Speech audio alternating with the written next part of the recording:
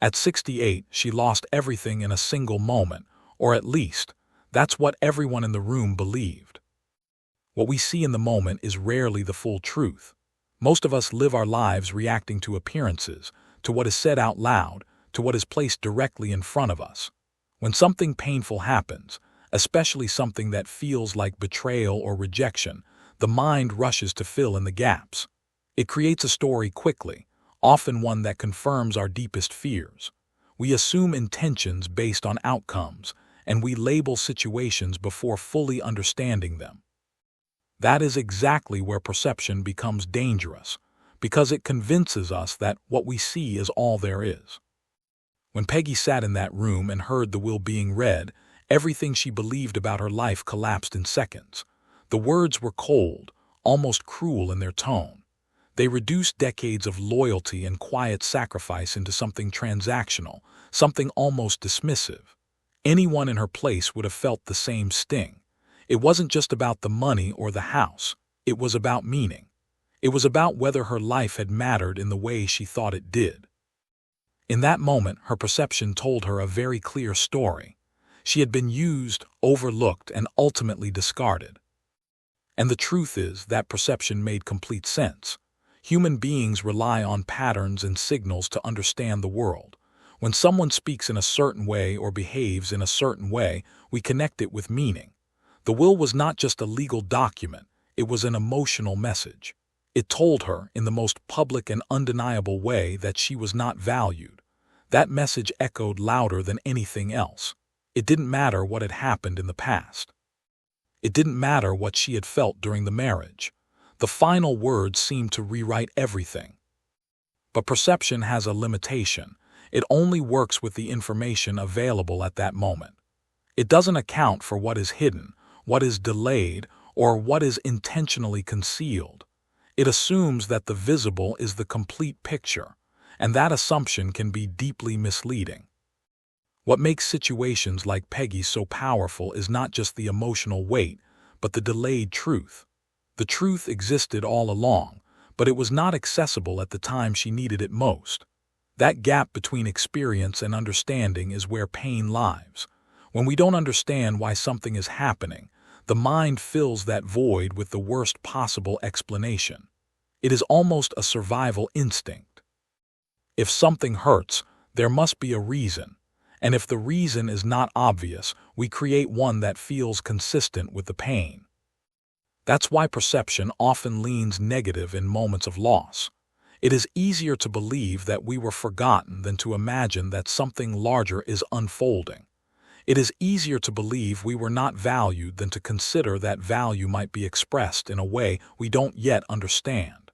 And this doesn't make people weak, it makes them human. Peggy's situation highlights something many people experience in different forms. Relationships, careers, friendships. There are moments where everything seems to fall apart without explanation. A person leaves without closure. An opportunity disappears without warning. A lifetime of effort seems to lead nowhere. In those moments, perception becomes the lens through which everything is judged. And if that lens is clouded by pain, the conclusions drawn will almost always feel final. But reality doesn't always move at the same speed as perception. Sometimes it takes time for the full picture to emerge. Sometimes what feels like an ending is actually a transition that hasn't revealed its purpose yet. And sometimes, what looks like loss is actually protection, redirection, or even preparation. The difficulty is that while perception demands immediate answers, reality often works slowly. There is a delay between action and understanding. That delay is uncomfortable because it forces us to sit in uncertainty. It forces us to live without knowing why something happened. And most people resist that space because it feels like being lost. In Peggy's case, the truth was hidden behind layers of intention and strategy. The will was designed to look one way, to create a specific perception in a specific audience. It was meant to mislead those who were watching closely. And in doing so, it also misled the one person it was meant to protect. That is the paradox of hidden truth. It can hurt the very person it is meant to help, at least temporarily. This creates an important realization. Not all pain is proof of harm. Sometimes pain is the result of incomplete understanding. That doesn't make the pain less real, but it changes what the pain represents.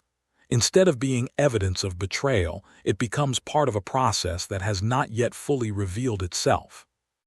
However, this is not easy to accept in real time. When someone is standing in the middle of a painful moment, asking them to consider that there might be more beneath the surface can feel unrealistic. The emotions are too immediate, too intense. The mind wants clarity, not possibilities. It wants answers, not patience. And yet, time has a way of reshaping perception. As new information appears, the story begins to change. What once seemed clear becomes complicated. What once felt final becomes questionable. And slowly, the initial perception starts to break apart. This is where growth often begins, not when everything is understood, but when the first cracks appear in what we thought was certain. When we realize that our initial interpretation might not have been complete, it opens the door to a different way of seeing things. It introduces the idea that life is not always what it appears to be on the surface. In many ways, perception is shaped by fear and expectation. If someone already fears being unvalued, they are more likely to interpret events in a way that confirms that fear. If someone expects fairness, they are more likely to feel shocked when things seem unjust. Our internal beliefs influence how we interpret external events. That means perception is Heart touched? Like, share, and subscribe. What would you do? Comment below. not just about what happens. It's also about who we are when it happens. Peggy had spent decades being quiet, accommodating, and self-sacrificing. Her identity was built around giving and supporting. So when the wolf framed her life as domestic service, it didn't just hurt, it attacked her entire sense of self. It suggested that everything she had believed about her role and her value was wrong. That is why the perception was so powerful. It didn't just describe a situation, it redefined her identity in a single moment. But identity, like perception, can be incomplete. It can be based on roles rather than truth. And sometimes it takes a shock, something unexpected and painful, to begin questioning that identity. When everything familiar is stripped away, it creates space for something new to emerge. The gap between perception and reality is often where transformation begins. It is uncomfortable, uncertain, and sometimes overwhelming. But it is also where deeper understanding becomes possible. When we are forced to question what we thought was true, we become more open to discovering what actually is. This doesn't mean that every painful situation hides a positive outcome. Life is not always fair, and not every story resolves in a satisfying way. But it does mean that initial perception should not always be treated as final truth. There is value in allowing time for clarity to develop, even when it feels difficult. One of the most powerful shifts a person can make is learning to pause before fully believing their first interpretation of a painful event. That pause creates space. Space to consider that there may be more to the story. Space to avoid locking into a narrative that may later prove incomplete. It doesn't remove the pain, but it prevents the pain from defining the entire reality. In the end, perception is a starting point, not a conclusion. It is the first draft of understanding, written quickly and often emotionally. Reality, on the other hand, is layered, complex, and sometimes hidden beneath time and circumstance. The difference between the two can change everything, but only if we are willing to remain open long enough to see it unfold. Love is often imagined as something visible, expressive, and easy to recognize. People expect it to be spoken clearly, demonstrated openly, and confirmed repeatedly. They associate love with reassurance, with presence, with words that leave no room for doubt. When those signs are missing, the natural conclusion is that love itself is missing. It feels logical. If someone truly cares, shouldn't it be obvious? Shouldn't it be felt in a way that leaves no confusion? But human beings are far more complicated than that expectation allows. Love does not always move in clear, predictable patterns. It is shaped by personality, fear, past experiences, and limitations that are not always visible to others. Some people express love easily, while others struggle to show it even when they feel it deeply. And this difference can create a painful gap between what is felt and what is perceived. When love is silent, restrained, or hidden, it can easily be misunderstood as indifference. The absence of expression begins to look like the absence of feeling, and over time, that misunderstanding can become a belief so strong that it reshapes the entire relationship. One person may feel deeply connected, while the other feels unseen and unvalued. Both realities exist at the same time, but neither fully understands the other. This is where the idea of silent love becomes both powerful and tragic. It carries depth, but lacks visibility. It exists, but without clear proof. And because human beings rely so heavily on what they can see and hear, anything that is not expressed tends to be dismissed or overlooked. Silence, in this context, becomes dangerous, not because it means nothing, but because it fails to communicate something important. There are many reasons why someone might love silently. Fear is often one of the strongest. Fear of conflict, fear of rejection, fear of disrupting a fragile balance. Some people learn early in life that expressing emotions leads to negative consequences, so they adapt by keeping those emotions contained. They feel deeply, but they do not show it in ways that others can easily recognize. There is also the fear of losing control. Love, when expressed openly, creates vulnerability. It allows another person to see what matters most. For some individuals, that level of exposure feels risky. They may worry that if they reveal too much, they will lose authority, respect, or stability. So instead, they choose to protect themselves by keeping their feelings private, even if it means being misunderstood. In other cases, silent love comes from a misplaced sense of responsibility. A person may believe that providing stability, security, or structure is enough. They may think that actions alone should be enough proof, even if those actions are not clearly connected to emotional expression. They assume that the other person will understand without needing explanation. But without communication, even the most meaningful actions can lose their emotional context. This creates a situation where love exists, but its meaning is lost. The intention is there, but the impact is not what was intended. The person expressing silent love may feel that they are doing everything right, while the person receiving it feels empty, confused, or neglected. Both perspectives are real, but they do not align. Over time, this misalignment can become painful. The person who feels unseen begins to question their worth. They may start to believe that they are not important enough to be loved openly. They compare their experience to others, noticing how easily love seems to be expressed elsewhere. This comparison deepens the sense of absence. It reinforces the idea that something is missing. At the same time, the person who loves silently may not even realize the depth of the misunderstanding. They may believe that their care is obvious, that their actions speak clearly. They may not recognize that what feels clear to them is invisible to someone else. This lack of awareness allows the gap to grow wider over time.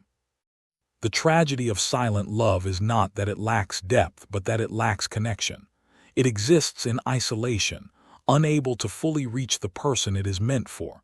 It becomes something internal rather than shared. And because it is not shared, it cannot fulfill its purpose. Love is meant to be experienced, not just felt. This dynamic raises an important question. Is love still meaningful if it is never fully expressed? The answer is complex. On one hand, the feeling itself is real and significant. It shapes decisions, influences behavior, and carries emotional weight. On the other hand, if that love does not reach the other person in a way they can understand, its impact becomes limited. It remains incomplete. Understanding this difference is essential. Love is not just about what is felt internally, it is also about what is communicated externally. It requires both intention and expression. Without expression, intention can be lost. Without intention, expression can feel empty. The balance between the two is what creates meaningful connection. In many relationships, the challenge is not the absence of love, but the mismatch in how it is expressed and received. People have different ways of showing care, and those differences can lead to confusion. One person may value words while another values actions. One may seek emotional openness while another prioritizes stability. When these preferences are not understood, even genuine love can feel insufficient. This is why communication becomes so important. It bridges the gap between intention and perception. It allows people to understand not just what is being done, but why it is being done. It gives context to actions and meaning to feelings. Without it, assumptions take over, and those assumptions are often influenced by fear rather than truth.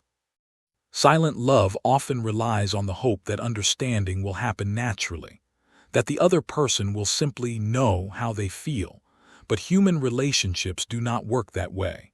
Understanding requires clarity. It requires effort. It requires a willingness to step outside of comfort and express something that may feel vulnerable. At the same time, it is important to recognize that not all silence comes from neglect or indifference. Sometimes it comes from limitation. A person may genuinely struggle to express themselves, even if they want to. They may lack the language, the confidence, or the emotional awareness needed to communicate effectively. In those cases, the silence is not a choice, but a barrier. This does not excuse the impact, but it helps explain it. It shifts the perspective from judgment to understanding. It allows space for empathy without ignoring the consequences. Because even if the intention is pure, the outcome still matters. The person on the receiving end still feels what they feel. This is where many people face a difficult realization. Love, no matter how deep, is not enough on its own. It must be expressed in a way that can be received. It must be visible, recognizable, and meaningful to the other person. Without that, it risks being lost, no matter how genuine it is. At the same time, there is also a lesson for those who experience silent love. Not everything is as it appears on the surface. The absence of expression does not always mean the absence of feeling. There may be layers that are not immediately visible, reasons that are not immediately clear. This does not mean accepting neglect or settling for less, but it does mean remaining open to the possibility that the full story has not yet been revealed. Balancing these perspectives is not easy. It requires both self-awareness and compassion. It requires recognizing one's own needs while also considering the limitations of others. It requires honest communication, even when that communication feels uncomfortable. In the end, silent love teaches something important about human connection. It reveals how easily meaning can be lost when expression is missing. It shows how deeply people can care without knowing how to show it. And it highlights the importance of bridging the gap between feeling and communication. Because love, in its truest form, is not just about what is held inside. It is about what is shared, understood, and experienced together. Greed has a way of narrowing vision until everything outside of immediate gain becomes invisible. It doesn't announce itself loudly at first. It begins quietly, often disguised as ambition, as entitlement, or even as a sense of fairness. A person convinces themselves that they deserve more, that they are simply claiming what is rightfully theirs. But slowly, almost without notice, that desire begins to reshape how they see the world. Value becomes measured only in what can be owned, controlled, or displayed. Everything else fades into the background. When someone is driven by greed, their attention becomes selective. They focus on what shines the brightest: money, property, status, because those things are easy to recognize and compare. They provide immediate validation. They can be counted, shown, and used as proof of success. This creates a kind of tunnel vision, where only the most obvious forms of wealth are considered meaningful. Subtler forms of value, peace, security, freedom, emotional fulfillment, are overlooked because they cannot be easily measured or displayed. This selective focus is what makes greed so blinding. It doesn't just influence decisions, it limits awareness. A person may genuinely believe they are making the best possible choice, not realizing that they are ignoring critical pieces of the situation. They see what they want to see, and they dismiss anything that doesn't align with their expectations. Over time, this pattern becomes stronger. Each decision reinforces the belief that visible wealth is the ultimate goal, and anything outside of that goal becomes irrelevant. In situations involving inheritance or sudden opportunity, this blindness often becomes more pronounced. The promise of gain creates urgency. People begin to think in terms of winning and losing, of securing their share before someone else does. The emotional connection to the situation is replaced by calculation.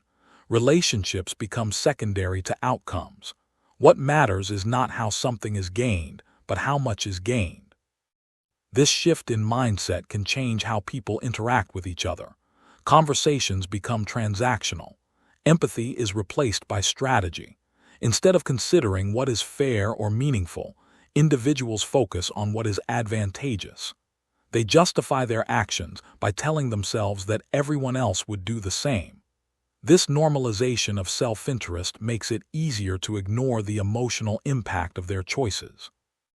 One of the most striking effects of greed is how it distorts judgment. A person may overlook risks, ignore warnings, or dismiss alternative perspectives because they are so focused on the reward. They assume that what looks valuable must be valuable, without questioning the deeper structure behind it. This assumption can lead to decisions that appear smart on the surface but are flawed underneath. Greed also creates impatience. It pushes people to act quickly, to secure what they believe is theirs before circumstances change. This urgency reduces the likelihood of careful consideration. Instead of asking deeper questions or seeking full understanding, they move forward based on assumptions. They trust what is visible and immediate, rather than what is complex or hidden. Another important aspect of greed is how it affects perception of others. When someone is focused on gaining, they may begin to see other people as obstacles or competitors rather than as individuals with their own experiences and contributions. This dehumanization makes it easier to justify actions that might otherwise feel uncomfortable. It creates emotional distance, allowing decisions to be made without considering their broader impact. At the same time, greed often carries a sense of certainty. A person believes they are right, that their interpretation of the situation is accurate. This confidence can be misleading because it discourages reflection. When someone feels certain, they are less likely to question themselves. They assume that their understanding is complete, even when it is not. This is where the true danger lies. Greed does not just lead to poor decisions. It prevents people from recognizing those decisions as poor. It creates a feedback loop where each action reinforces the belief that they are acting correctly. Even when consequences begin to appear, they may be dismissed or rationalized rather than acknowledged. In many cases, the consequences of greed are not immediate. They unfold over time, often in ways that are not directly connected to the original decision.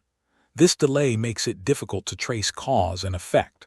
A person may not realize that their current difficulties are the result of earlier choices driven by narrow vision. They may attribute problems to external factors rather than recognizing their own role. One of the most overlooked consequences of greed is the loss of perspective. When everything is measured in terms of gain, other aspects of life lose their significance. Relationships, personal growth, and emotional well-being become secondary. This imbalance can lead to a sense of emptiness, even when material success is achieved. The very focus that was meant to create satisfaction ends up limiting it. Greed also affects how people interpret value. It creates a hierarchy where only certain forms of wealth are considered important. This hierarchy is often based on visibility and social recognition, rather than intrinsic worth. As a result, people may pursue things that appear valuable while ignoring things that are truly meaningful. They may invest time and energy into acquiring assets while neglecting experiences and connections that contribute to long-term fulfillment. This misalignment can be difficult to recognize because it is reinforced by external validation. Society often celebrates visible success, rewarding those who accumulate wealth and status. This reinforcement strengthens the belief that these are the most important goals. It makes it harder to step back and question whether those goals are truly aligned with personal values. At the same time, greed can create a sense of entitlement. A person begins to feel that they deserve certain outcomes, regardless of the circumstances. This entitlement reduces gratitude and increases dissatisfaction. Even when they receive something significant, it may not feel enough because their expectations continue to grow. The focus shifts from appreciation to comparison, from what is gained to what is still missing. This constant comparison further narrows perspective. Instead of seeing the full picture, individuals focus on differences between themselves and others. They measure success relative to what others have, rather than based on their own needs or values. This external focus keeps them in a cycle of wanting more, without ever feeling fully satisfied. Another important element is how greed interacts with uncertainty. When outcomes are unclear, people often rely on what seems most tangible. They gravitate toward assets that can be easily understood and controlled. This preference can lead them to overlook opportunities that are less obvious but potentially more valuable. They choose certainty over depth, even if that certainty is misleading. In many situations, the most valuable aspects are not immediately visible. They require time, patience, and a willingness to look beyond the surface. But greed discourages this kind of exploration. It prioritizes speed and clarity over complexity. As a result, individuals may miss opportunities simply because they do not fit within their narrow frame of reference. The irony is that what appears to be a gain can sometimes carry hidden costs. A property may come with financial burdens, a business opportunity may involve unforeseen risks, or a decision may create long-term obligations. When attention is focused solely on the reward, these factors are often ignored. By the time they become apparent, the initial excitement has already faded. This is where the blindness becomes most evident. The person believed they were making a smart choice, yet they failed to see critical details that would have changed their decision. The limitation was not in the information available, but in how that information was processed. It was filtered through a mindset that prioritized gain above all else. Understanding this dynamic is important because it highlights the need for balance. Desire itself is not inherently negative. Wanting to improve one's situation, to achieve success, or to secure stability is natural. The problem arises when that desire becomes the only lens through which decisions are made. When other factors are ignored, the likelihood of misjudgment increases. A more balanced perspective involves recognizing multiple forms of value. It requires looking beyond immediate gain and considering long-term impact. It involves asking not just what is being acquired, but what is being overlooked. This broader view allows for more thoughtful decisions and reduces the risk of being misled by appearances. It also involves self-awareness. Recognizing when desire is influencing perception can help create space for reflection. Instead of acting on impulse, a person can pause and consider whether their interpretation is complete. This pause does not eliminate risk, but it increases the chance of seeing things more clearly. In the end, greed does not just change what people want, it changes how they see. It filters reality in a way that emphasizes certain elements while hiding others. This filtering can lead to choices that feel logical in the moment but reveal their flaws over time. The challenge is not to eliminate desire, but to ensure that it does not become the only guide in how situations are understood. There is a quiet assumption that life follows a certain timeline. That there are appropriate ages for beginnings and endings, for building and for resting, for dreaming and for settling. By a certain point, people are expected to have figured things out, to have established stability, to have defined who they are. Anything that falls outside of that expectation can feel like a delay or even a failure. This belief is so deeply ingrained that when someone finds themselves starting over later in life, it can feel unnatural, almost like they are moving against the direction of time. But the truth is, life does not operate on a fixed schedule.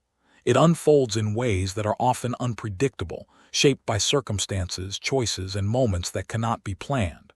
What appears to be a late beginning is not necessarily late. It is simply different. The idea that there is a right time to rebuild is more about social expectation than reality. Growth, change, and transformation are not limited by age. They are limited by willingness.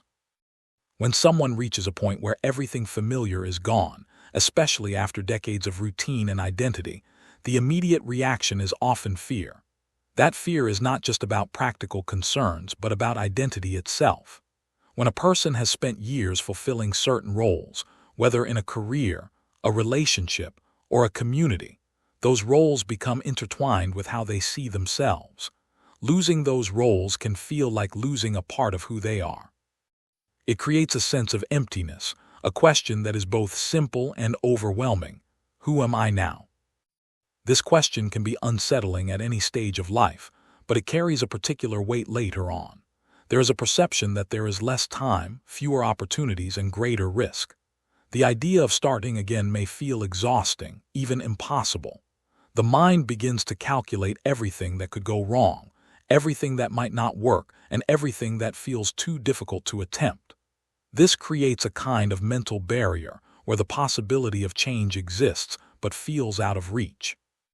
Yet within that same moment of loss, there is also something else: space. When everything that once defined a person is removed, it creates room for something new to emerge. This space can feel uncomfortable at first because it lacks structure and certainty, but it also holds potential. Without the constraints of previous roles and expectations, a person has the opportunity to redefine themselves in a way that was not possible before. This is where the idea of rebuilding takes on a different meaning. It is not about returning to what was or trying to recreate a past version of life. It is about creating something new, something that reflects who a person is now rather than who they were before. This process requires both courage and curiosity.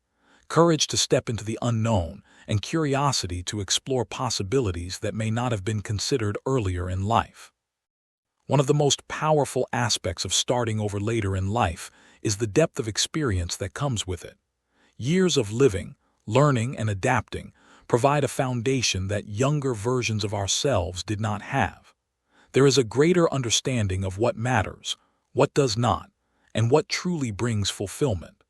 This clarity can guide decisions in a way that is more intentional and aligned with personal values. At the same time, there is often less pressure to conform. Earlier in life, choices may be influenced by external expectations, what others think is appropriate, what society defines as success, what seems necessary to fit in.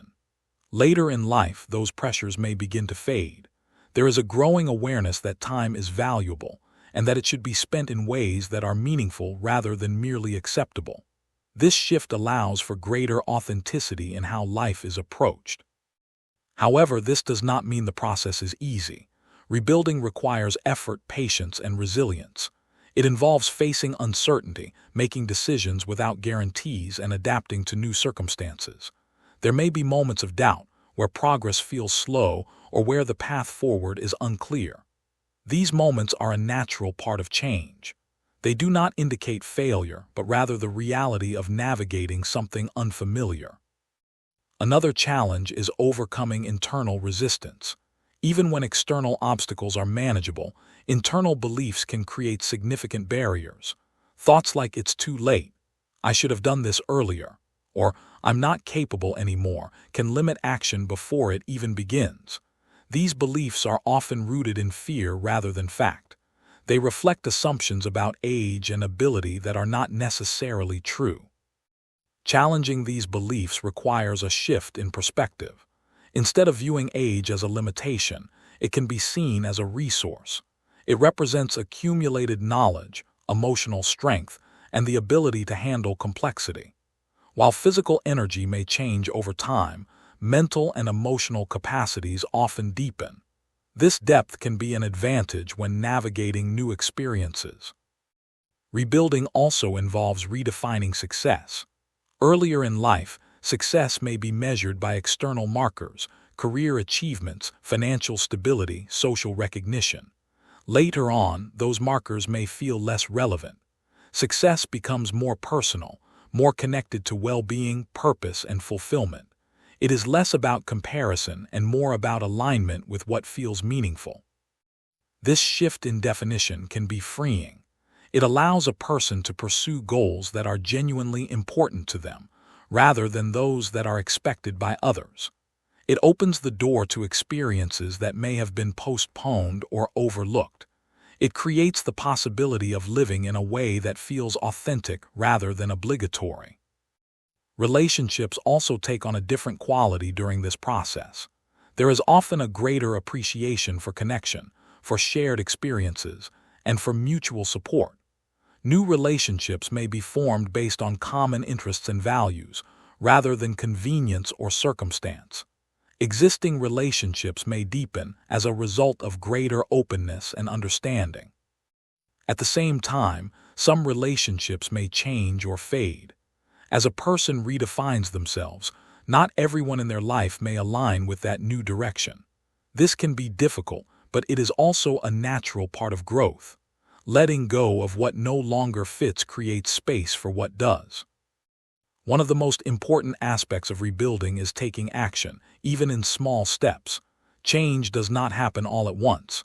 It is built gradually, through decisions and efforts that accumulate over time. Each step forward, no matter how small, contributes to a larger transformation. Waiting for perfect conditions or complete certainty can delay progress indefinitely. Action, even imperfect action, creates momentum. It is also important to recognize that rebuilding is not about proving something to others. It is not about demonstrating that one is still capable or worthy. It is about personal fulfillment. It is about creating a life that feels meaningful, regardless of how it appears from the outside. This internal focus reduces the influence of external judgment and allows for greater freedom in decision-making. There is also a sense of empowerment that comes from overcoming the fear of starting over. Once a person realizes that they can navigate change, that they can adapt and grow even in unfamiliar situations, it shifts their sense of what is possible. It builds confidence, not just in specific abilities, but in the capacity to handle whatever comes next.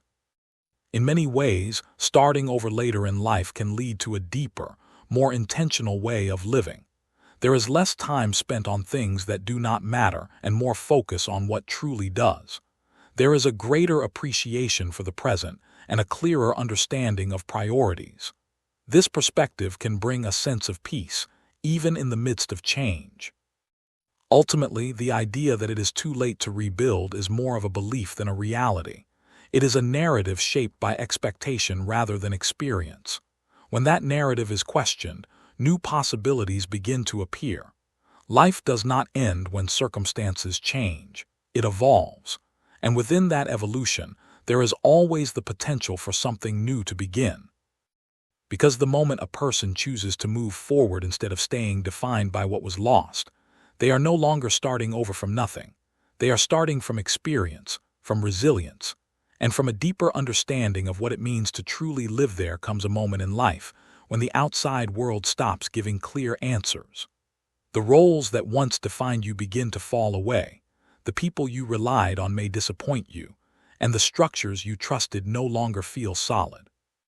In that moment, something uncomfortable happens. You are left with yourself. No titles, no validation, no reassurance. Just you, your thoughts, your fears, and your choices. And for many people, that moment feels like weakness, like exposure, like something has gone terribly wrong. But in reality, that is often the exact point where true power begins to form. Most people grow up believing that power comes from external things: money, status, approval, influence, or the ability to control outcomes. These things do provide a certain kind of strength, but it is conditional. It depends on circumstances staying favorable. It depends on others continuing to agree, to support, to validate. The moment those conditions shift, that kind of power begins to fade. What remains when everything external is stripped away is something much more fundamental. It is the internal capacity to stand, to think clearly, to choose a direction, and to move forward despite uncertainty. This internal power is not loud. It does not announce itself in dramatic ways. Heart touched? Like, share, and subscribe. What would you do? Comment below. In fact, it often appears quietly, almost unnoticed at first. It shows up in small decisions, the choice to keep going when it would be easier to stop, the decision to respond with calm instead of anger, the willingness to face reality instead of avoiding it. These choices may seem insignificant in isolation, but over time they build something much stronger than any external advantage. They build self-trust. Self-trust is one of the most powerful forms of inner strength. It is the confidence that no matter what happens, you will find a way to respond. It does not mean you will always succeed or that everything will go as planned. It means you believe in your ability to adapt, to learn, and to continue moving forward. This belief is not given by others. It is developed through experience, especially through moments of difficulty. When life is easy, there is little need to rely on internal strength. External systems carry most of the weight, but when those systems fail or disappear, the responsibility shifts inward. At first, this can feel overwhelming. Without familiar support, decisions feel heavier, risks feel larger, and the future feels uncertain. But as a person begins to navigate this space, something changes. They start to realize that they are capable of more than they thought. This realization does not happen all at once. It builds gradually through action. Each time a person faces a challenge and moves through it, even imperfectly, it reinforces the idea that they can handle what comes next. Over time, this creates a sense of stability that does not depend on external conditions. It becomes a foundation that remains steady, even when everything else is uncertain. One of the reasons inner power is so important is because it cannot be taken away. External power can be lost through circumstances, financial changes, relationship shifts, unexpected events. But internal strength is different. Once it is developed, it stays with you. It becomes part of how you think, how you respond, and how you approach life. It is not something that fluctuates with circumstances. It is something that supports you through them. Another important aspect of inner power is clarity. When a person is not constantly seeking validation or approval, they are better able to understand their own values and priorities. Decisions become less about what others expect and more about what feels right on a deeper level. This clarity leads to more authentic choices, which in turn create a life that feels more aligned and meaningful. However, developing this kind of strength requires letting go of certain habits. One of the most common is the tendency to look outward for answers. It is natural to seek advice, guidance, and reassurance, but when this becomes the primary way of making decisions, it can weaken self-trust. Relying too heavily on external input can create doubt, because it suggests that the answers are always somewhere else.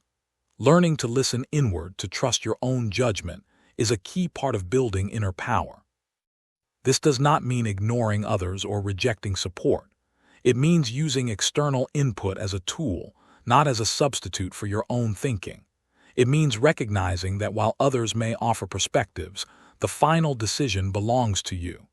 This shift may feel uncomfortable at first, especially if you are used to seeking approval, but over time, it creates a stronger sense of independence. Inner power is also closely connected to emotional resilience. Life inevitably brings challenges, disappointments, and setbacks. External strength may help manage these situations temporarily, but internal resilience determines how a person truly responds. It is the ability to experience difficulty without being defined by it. It allows a person to feel pain without losing direction, to face loss without losing themselves. This resilience is not about avoiding emotions or pretending everything is fine. It is about acknowledging what is real while still choosing how to move forward. It involves accepting that some things cannot be controlled while focusing on what can be. This balance creates a sense of stability, even in difficult circumstances. Another dimension of inner power is the ability to set boundaries. When a person understands their own value, they are less likely to tolerate situations that undermine their well-being. They are able to say no when necessary, to protect their time and energy, and to prioritize what matters. This does not come from arrogance or superiority, but from a clear understanding of self-worth. Self-worth itself is a critical component of inner strength. It is not based on achievements, recognition, or comparison. It is an internal sense of value that exists regardless of external conditions. When self-worth is strong, a person does not need constant validation from others. They are able to appreciate themselves without relying on external confirmation. Building self-worth often involves unlearning certain beliefs. Many people grow up associating their value with what they do or what they achieve. While accomplishments can contribute to confidence, they should not be the sole source of it. True self-worth comes from recognizing inherent value, the understanding that you are worthy simply because you exist, not because of what you produce or how others perceive you. This shift can be challenging, especially in environments that emphasize competition and comparison, but it is essential for developing lasting inner power. Without it, confidence becomes fragile, dependent on outcomes that may change. With it, confidence becomes stable, grounded in something that cannot easily be shaken. Inner power also influences how a person views challenges. Instead of seeing obstacles as threats, they begin to see them as opportunities for growth. This does not mean challenges become easy or enjoyable, but it changes the perspective. It creates a sense of possibility, even in difficult situations. Each challenge becomes a chance to learn, to adapt, and to strengthen existing capabilities. Over time, this perspective creates a different relationship with uncertainty. Instead of fearing the unknown, a person becomes more comfortable navigating it. They understand that while outcomes cannot always be predicted, their ability to respond remains constant. This reduces anxiety and increases confidence in facing new situations. One of the most profound effects of inner power is the sense of freedom it creates. When a person is not dependent on external validation, they are free to make choices based on their own values. When they trust themselves, they are free to take risks without being paralyzed by fear of failure. When they understand their worth, they are free from the need to constantly prove it. This freedom does not eliminate challenges, but it changes how they are experienced. Life becomes less about avoiding difficulty and more about engaging with it in a meaningful way. It becomes less about control and more about adaptability. This shift creates a deeper sense of fulfillment because it aligns actions with internal values rather than external pressures. Ultimately, true power is not something that can be given or taken away. It is something that is built, piece by piece, through experience, reflection, and choice. It is not defined by what a person has, but by how they respond to what they have. It is not measured by external success, but by internal stability and clarity. And perhaps the most important realization is that this power is available to anyone, at any point in life. It does not depend on age, background, or circumstance. It begins the moment a person decides to rely on themselves, to trust their own judgment, and to move forward with intention, even when the path is uncertain. This story is a work of fiction created for inspiration and storytelling purposes. While it reflects real-life emotions and situations, the characters, events, and outcomes are imagined. It is intended to encourage hope, resilience, and perspective, not to provide legal, financial, or personal advice.